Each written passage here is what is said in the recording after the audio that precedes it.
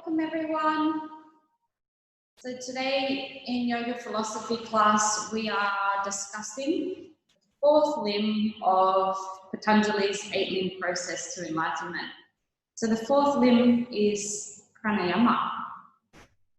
And Pranayama is the ability to breathe prana, which is the same as electricity under a different condition, or you could say consciousness or life force, as well as air. So pranayama is after asana. Asana is the postures.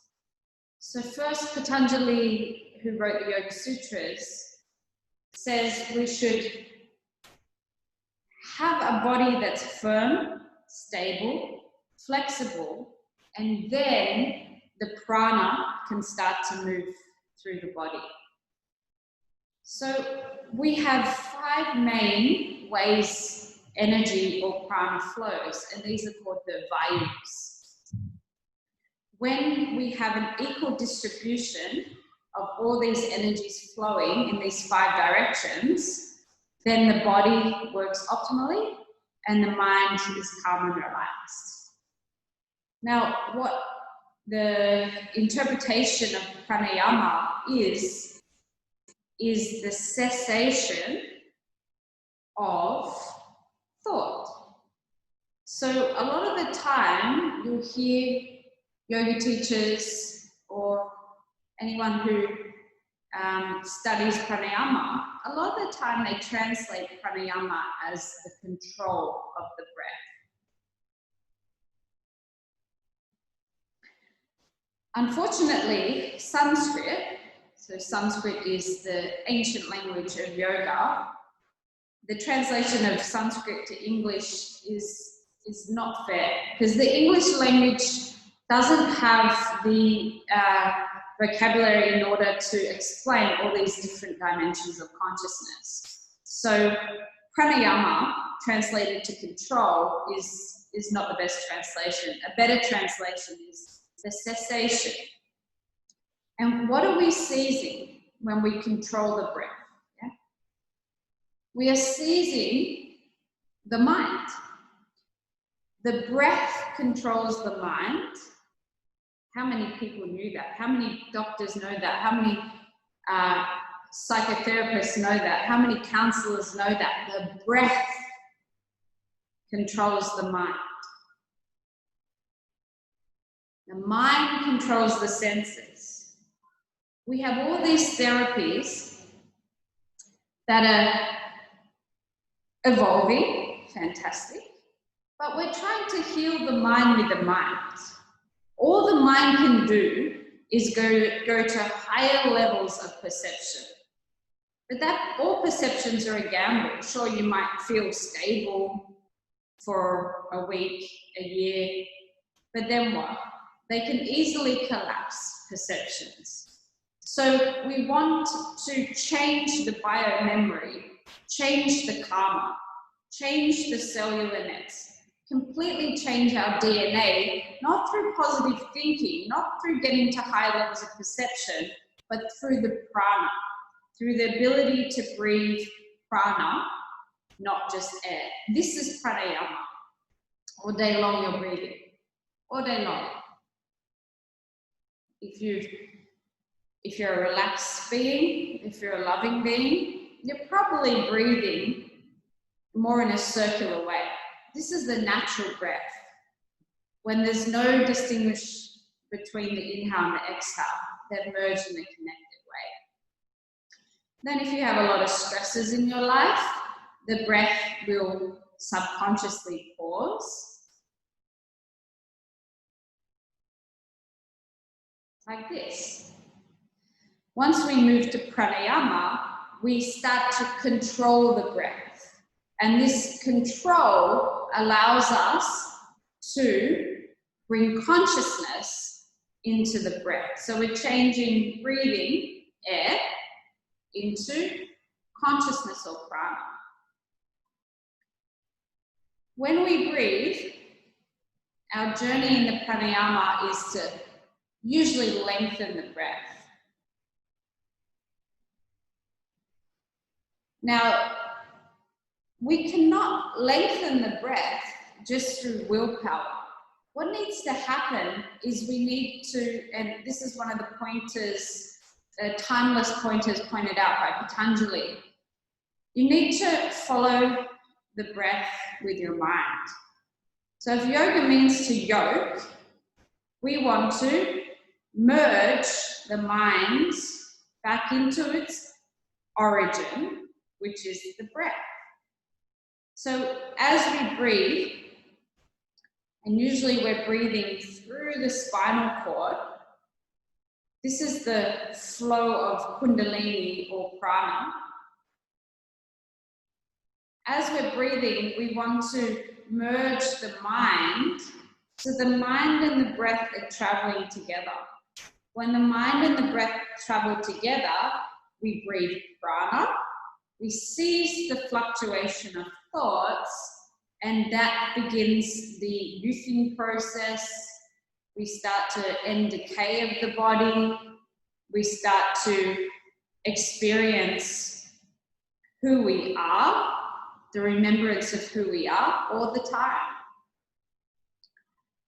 We have the upward lift of prana and the downward fall of apana.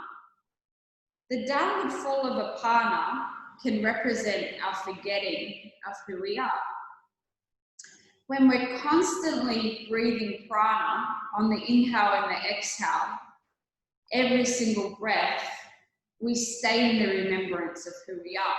So we're constantly in the state of consciousness, which is the goal of our life on earth, which is the goal to then die consciously or stay in the body and to stop it decaying for longer and longer periods of time.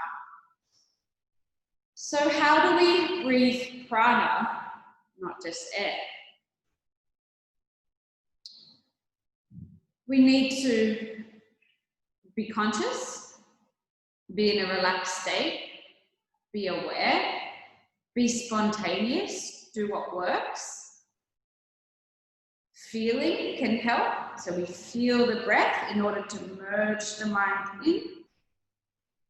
The knowledge, the simple knowledge of when you're doing pranayama, when you're doing conscious breathing, your journey is to seize the thoughts. If there is thought, then you're breathing air, not just prana. So that knowledge is essential for us to self-regulate versus just doing hours and hours of pranayama to tick it off the list. One breath, one inhale, one exhale, or one inhale alone, consciously done without invoking thought, could be all you need for a whole day of peace, a whole week of peace, even a whole year of peace. One inhale, consciously done. So when we breathe, we want to have knowledge of the direction of the breath. Breathing from the belly to the collarbones is the full yogic breath. And down. We want to be relaxed because relaxation is awareness. We want to self-regulate with the knowledge. My journey is to not invoke thought. We want to feel because feel is the energy of being present. We want to merge the mind into the breath. So we apply a drishti, which is the dharana, the concentration of merging the mind into the breath. We want to regulate the flow of breath so it becomes smooth and silky eventually rather than jagged and sharp. So all of these methods will assist us, you, me, in the ability to breathe prana, which is life energy, which is the energy of youthing, which is the energy of sharpening your IQ and your memory and your intelligence. And what also happens when you breathe prana is you refine all the karma in the body. You balance your chakras. You balance your meridians. You clear emotional pollution. You literally change your DNA from carbon DNA to crystalline DNA. So air won't do that, but prana will. That's why all methods of yoga, whether it's pranayama, asana, concentration, yamas and niyamas, all require us to be present, because it's in that presence that switches just the mundane to the magical, to the mystical. Let's give it a try. You can elongate your spine in any way. I don't mind how you breathe. You can breathe ujjayi. You can just breathe through the nose, out through the nose, in through the nose, out through the nose. But in order to lengthen our breath, we'll visualize that the breath's starting at the tailbone. The Kundalini energy starts. Just going to take one inhale. And as we inhale, I'll invite you to remind yourself to not invoke thought. Relax your body, elongate your spine. Inhale the breath in.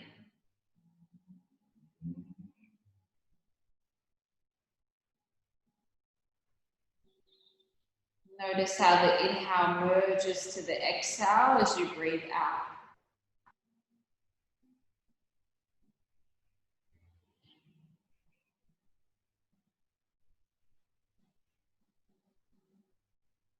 Relax. Let's do another round. And making sure that the breath, breathing energy, is not invoking thought. Inhale.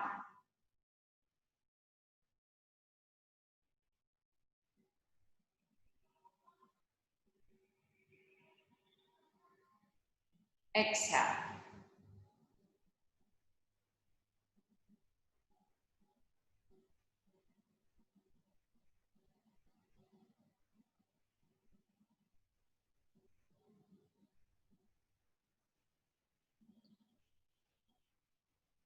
Open your eyes. So the inhale can represent the remembrance of who we are, the pranic energy.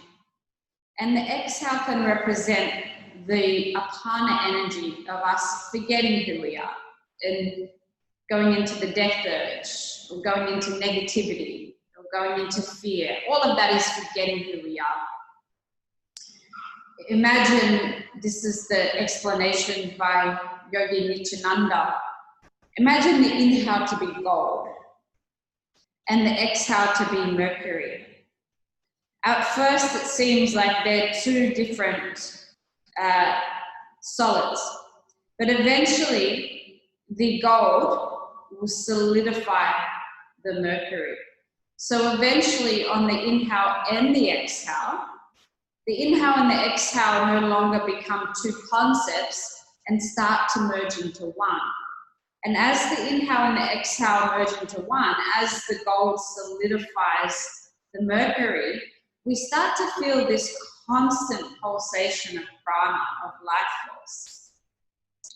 So we have the breath in a way to work out what is sustaining us.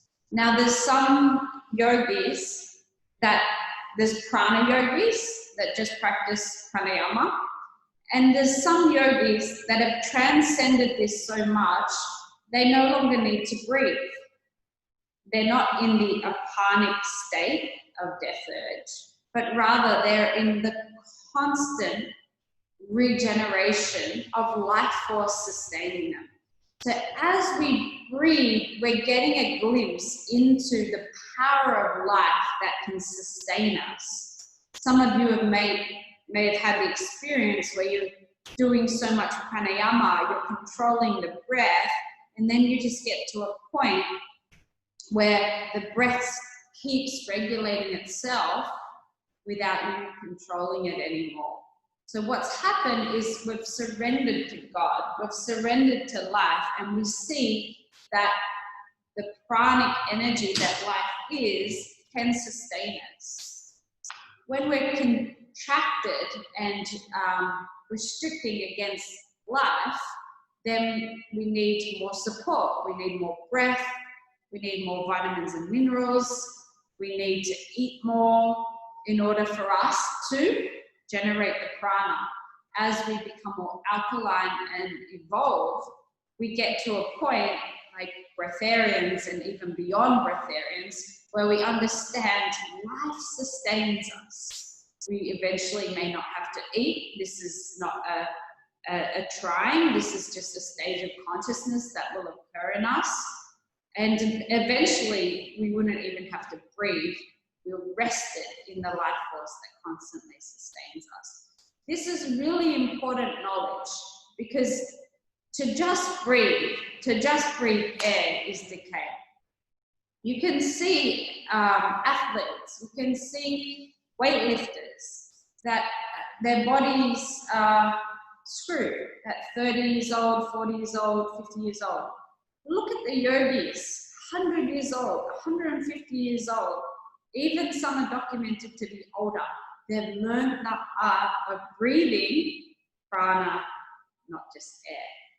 So let's take another inhale and exhale and see if we can feel that we're breathing energy, not just air. Elongate your spine. The journey of the breath is to not invoke thought. Inhale.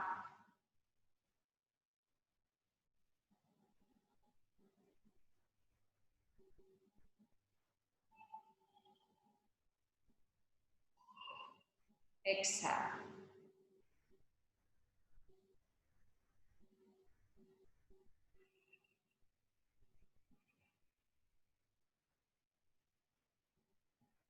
Relax.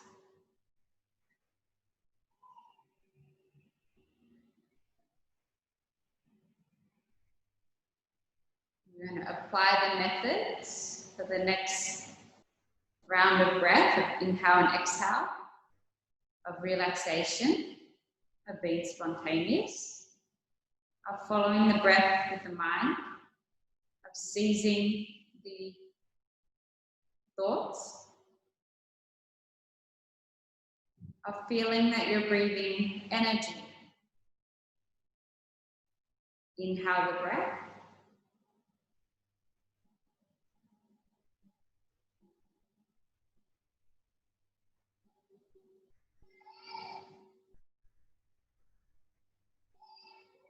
Merge it to the exhale. Exhale the breath.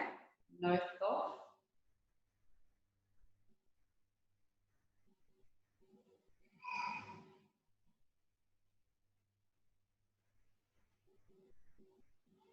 Relax. Inhale the breath. No thought.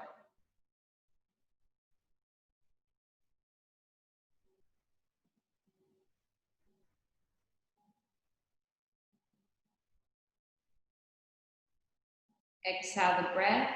No thought.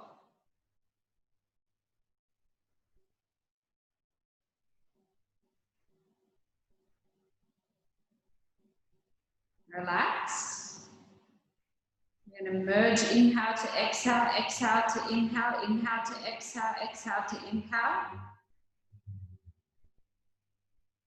No thought. Inhale.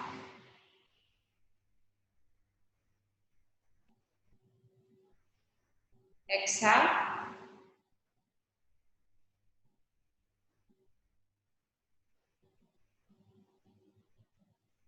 Inhale.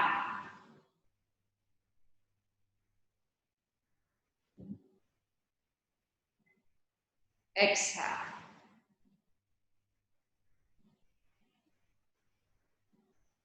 Relax. I'm going to do the same thing, but with a smooth, silky breath as the regulation. No thought. Inhale.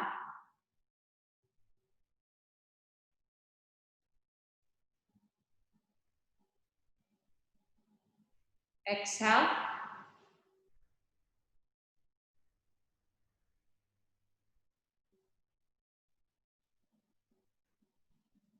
Inhale.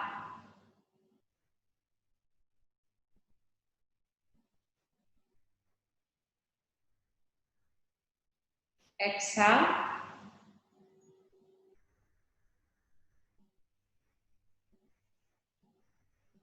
Relax.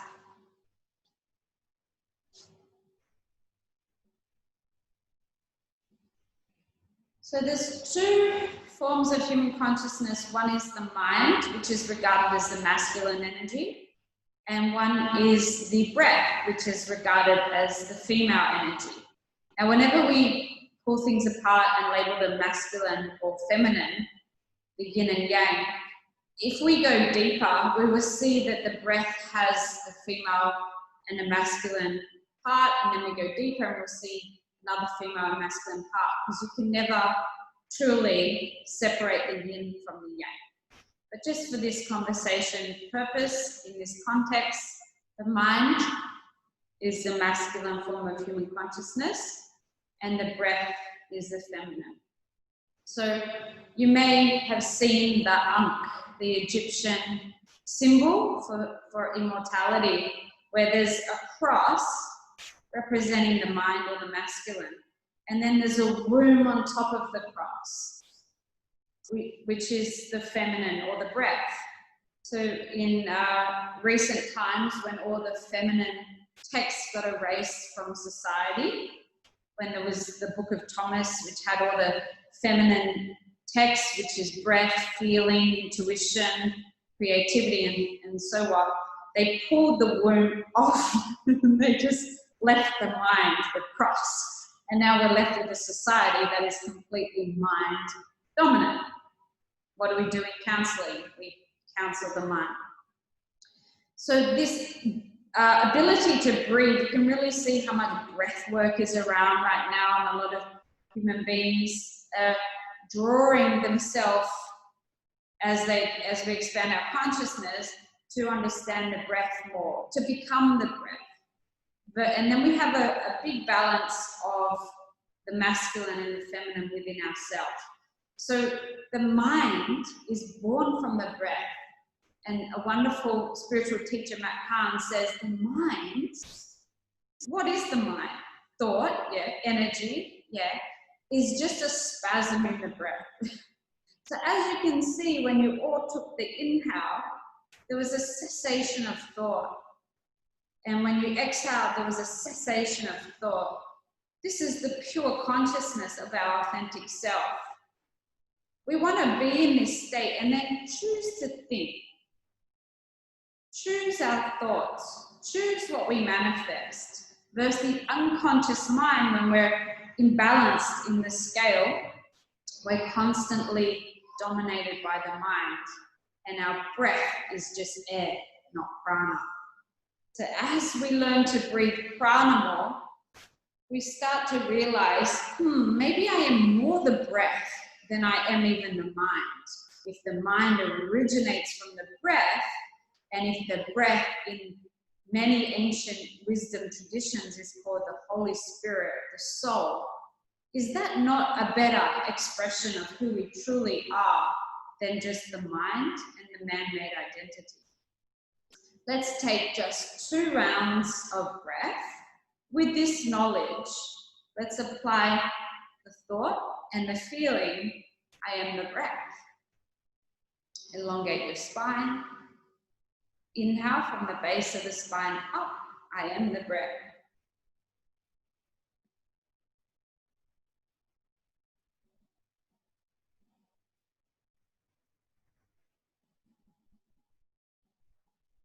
Exhale, no thought, I am the breath.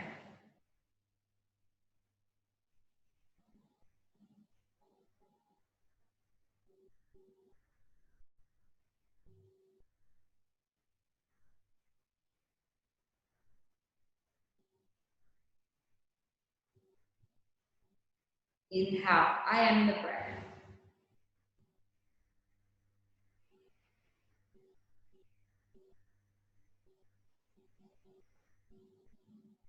Exhale, I am the breath.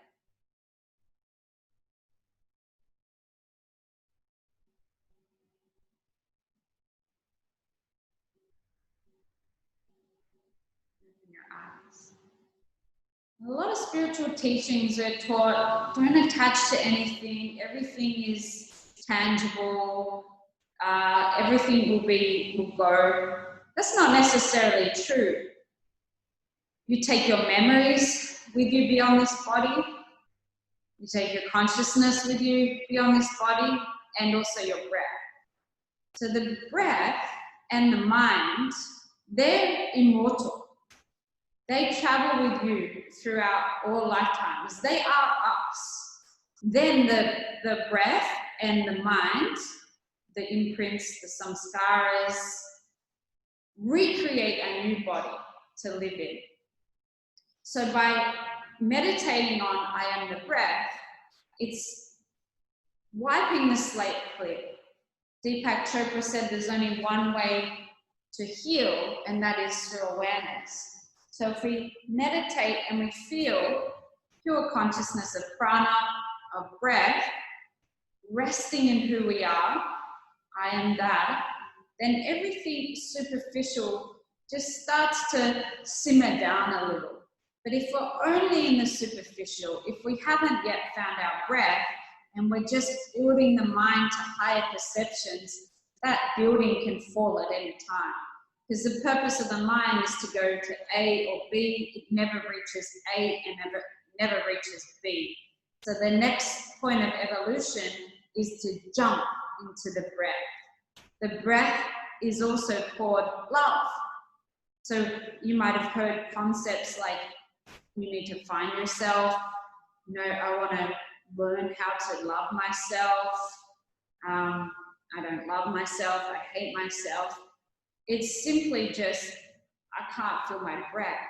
So now let's experience another round, just one round, an inhale and an exhale, allowing the feeling of breath to help us understand love. Elongate your spine. Inhale, you are the breath. Breathe in love.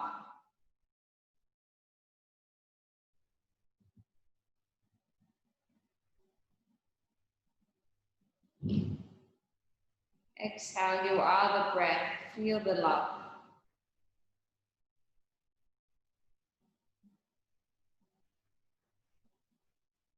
The grace of the Master. Inhale, breathe in love.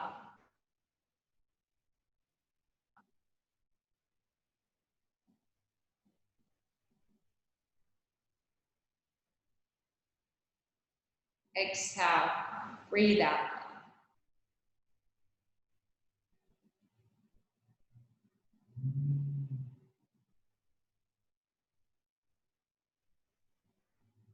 And open your eyes.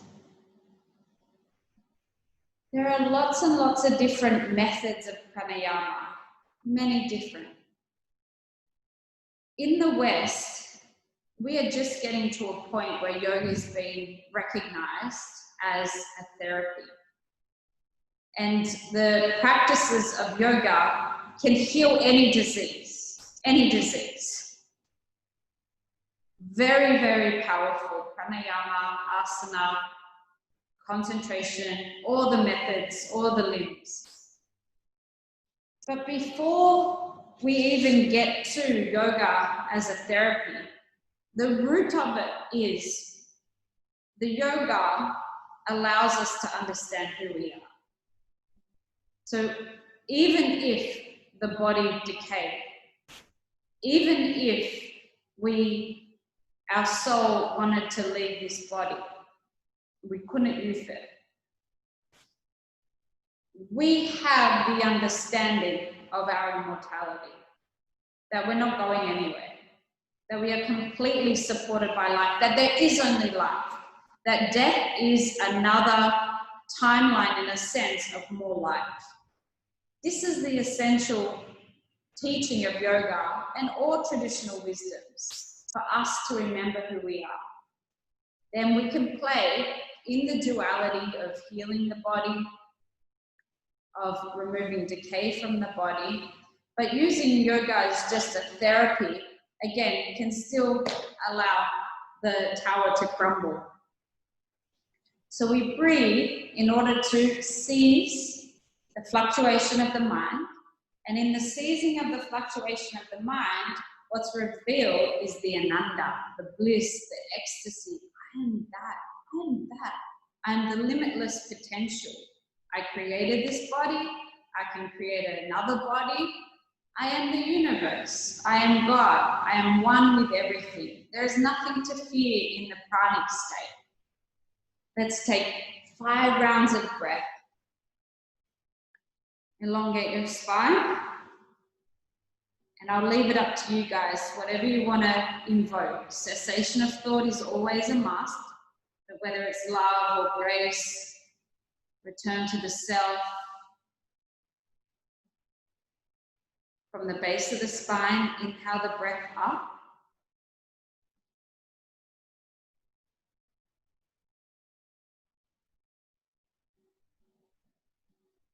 From the crown down.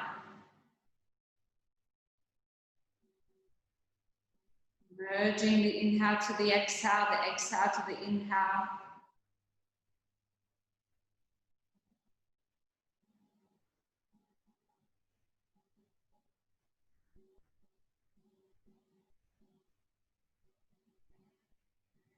Solidifying the Mercury to pure God on the inhale and the exhale.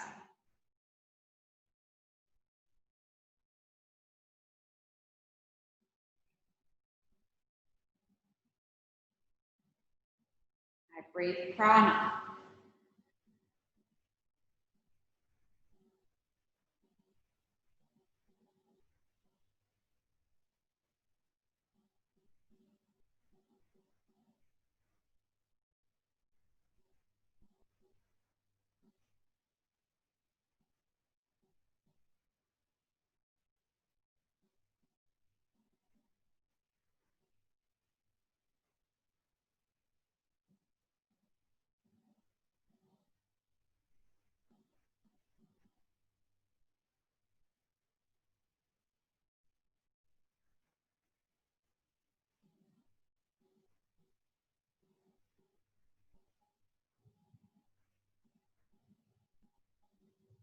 Relax.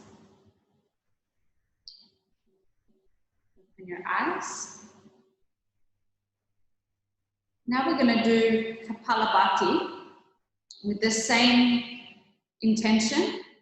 There's lots of medical benefits for all these pranayamas. I'm not going to mention them right now. Our intention is just to not invoke thought, to stay present, and to feel that we're breathing energy. In this pranayama, we're breathing into the belly, and we're pumping the belly in on the exhale. So every pranayama either has the intention on the inhale for lengthening or on the exhale, and we can have different rhythms of the inhale and the exhale for each pranayama. So in this pranayama, the mind just focuses on the exhale. The inhale life does. So you pull the belly in. The inhale, you can still be present and observe there's an inhale, but life's going to inhale you. You just do the exhale. I'll demonstrate and then you can join in. You're going to pull your belly in just on the exhale.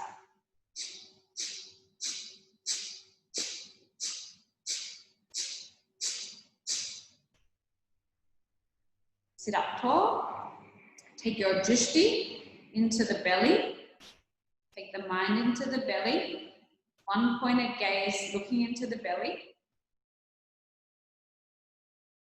I seize thought. I breathe prana. Exhale.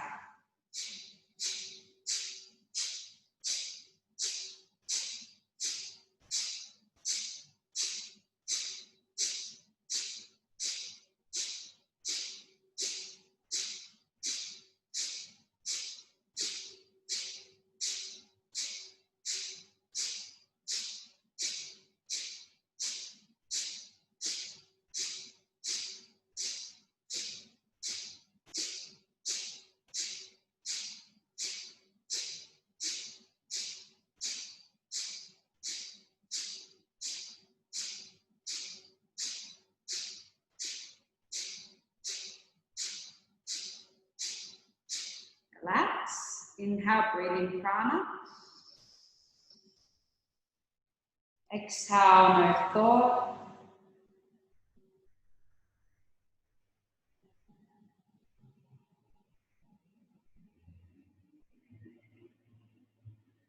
Your eyes.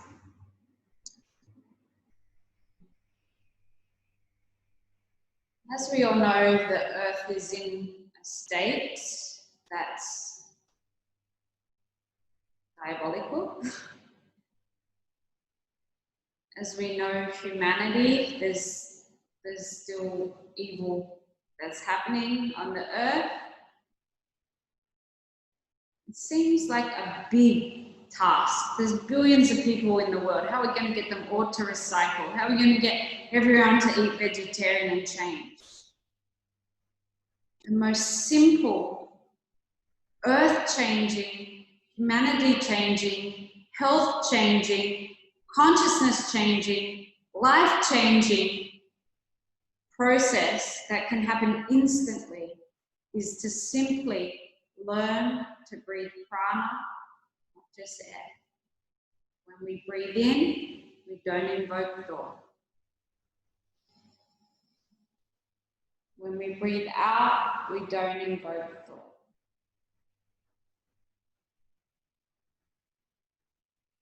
It grounds every single human being back into their essential nature instantly. It doesn't matter what spiritual work you have or haven't done. It doesn't matter what mistakes, what crimes you've created, what karma you have. Just the ability to breathe in without invoking thought.